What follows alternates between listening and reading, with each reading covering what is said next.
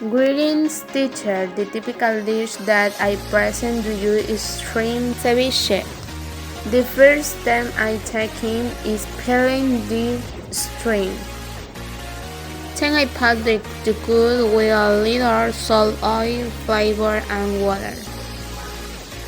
Now for the sauce, and chopped pepper, red onion, and tomato.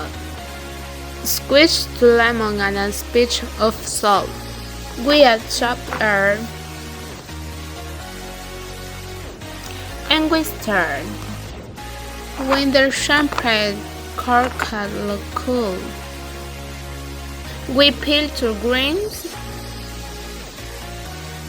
To accompany, we make truffles and beets.